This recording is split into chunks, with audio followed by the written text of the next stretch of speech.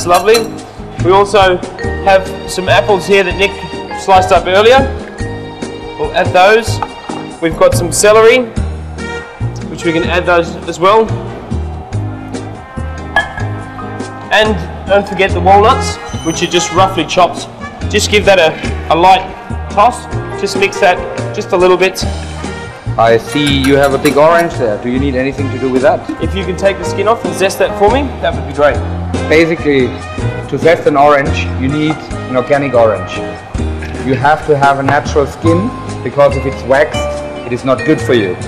And basically all you do is you're taking a grater, you're taking an orange, and you're taking the outside of the skin off. Very gently. You don't want to go into the white That's correct. of the orange. Yes, you just only want the skin. Whilst Nick is taking off the zest of the orange, I will pour the dressing over the salad, and we'll mix that just lightly. I mean, do you think that's enough, or you need some more? I think that's plenty, Nick. I think that's great.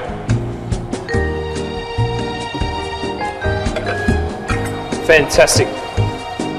Now this will liven it up a little bit with the zest. It'll give it some good lively flavour.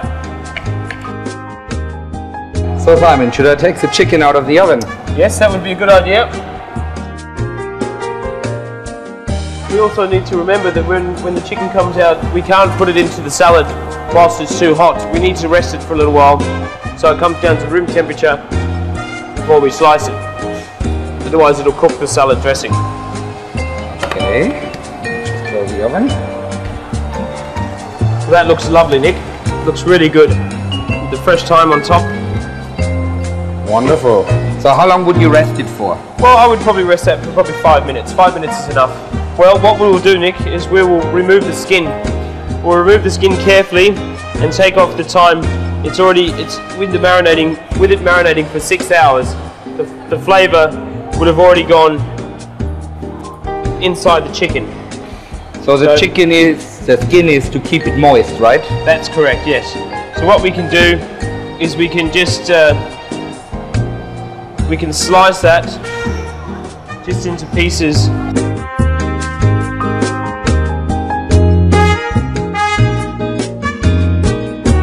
So let me stir it the last time, and what no chef should forget, try, because how can you say if you have enough spice without trying?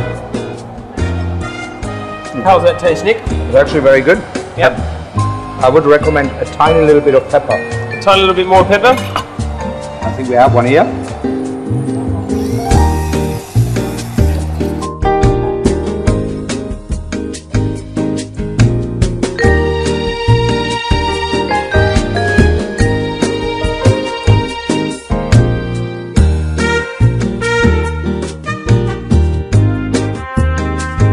Okay, for our sauce for our salad, we need a saucepan. I put it on my stove and I put it on heat number 6. And all what we need is some, in this case, black currant jelly. That's correct. But we could also use red currant jelly. You could use red currant jelly, yes. And what we need is, we need 4 tablespoons of black currant jelly. What is actually going to melt down very, very, very quickly. A little bit more. I think we need a bit of stock as well. Yeah, some chicken stock. So if you don't have any at home, you can use a stock cube. That's correct, yes. But in this case we have 60 milliliter of chicken stock. And we need definitely some port. We love to cook with alcohol. That's correct. So now it's really, really rich. Zip of port. And we need some peppercorns. That's correct. So a good pinch of peppercorns in there. So basically, and then we stir it and we reduce it a little bit. Make sure that it cooks in a little bit. Yeah. And before you add it over your salad, make sure that it's just not so hot anymore. That's correct. Because otherwise, you know, you will basically partly cook your salad. Okay, our sauce has reduced now and it looks nice and shiny. And we are using around 2 to 3 tablespoons just to dress a little bit the plate. First on the outside to give it some color. And at the end, we do some over the chicken, just to drizzle it a little bit over. You must keep sure that the sauce is not too hot. We've rested it and it's nice and cool, so it doesn't cook the chicken. It's just at a good Quite temperature. Nice. To it's good when you have that, because then you can help yourself. And one, and then we do the other one.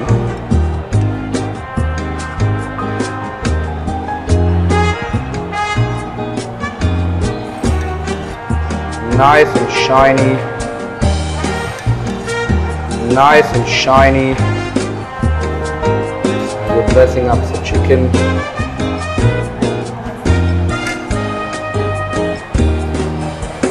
So Simon, do you have your spoon or your fork already? Because we should eat in a minute. Yes, I do. I'm ready to... So, chicken on Waldorf salad. Yes. With a black currant reduction and a slightly spicy aftertouch with the pepper inside. Yeah, and also the port. The port and the pepper gives it a sort of a spicy flavour. Just to finish it off, we could just sprinkle just a little bit of green on top. Just a little bit of green on top. And that looks nice. That will give it a little bit of colour. Okay, wonderful.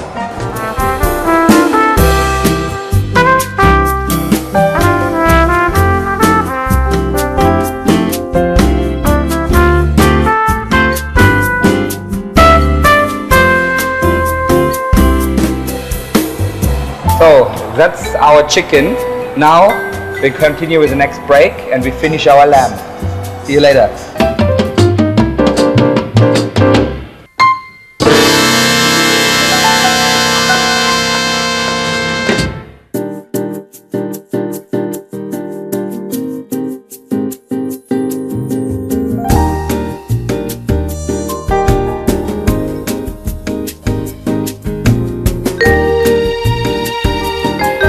Welcome back after the break. We did our shopping and we are preparing our lamb now. Yes, that's Simon is a master butcher and he shows you now what actually you don't have to do at home.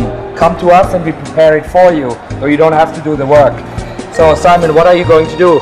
Well, what I'm going to do is I'm going to take the femur bone out and a lymph node and a small muscle, and then we'll stuff it and we'll tie it up before we roast it. While Simon is doing that, I'm actually going and prepare the vegetables.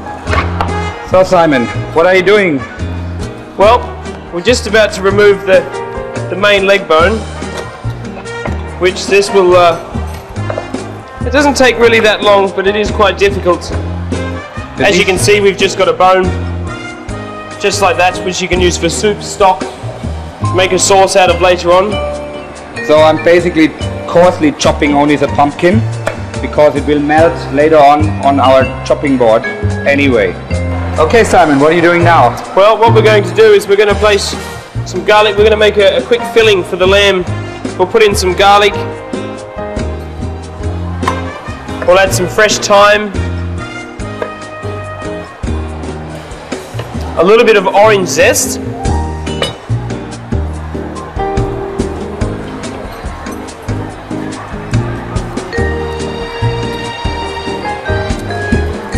And some olive oil. Also give that a pinch of salt and a bit of black pepper. And what we're going to do is we're going to place this inside the lamb.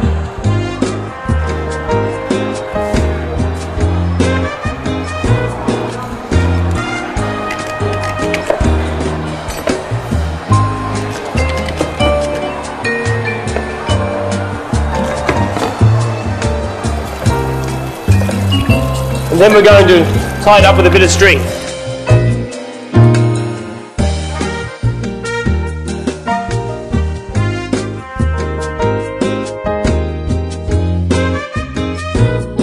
Okay, and I can't stress out enough, you don't have to do that at home. You can buy the whole thing ready to go. It's very, very easy for you to prepare at home. So far, what I've done is I cut the pumpkin, I cut the parsnip, I cut the potatoes, and I cut the sweet potato, and I will marinate that in some olive oil in a minute, some salt and pepper, because we cook it together, right? That's correct. Okay, so there we have it.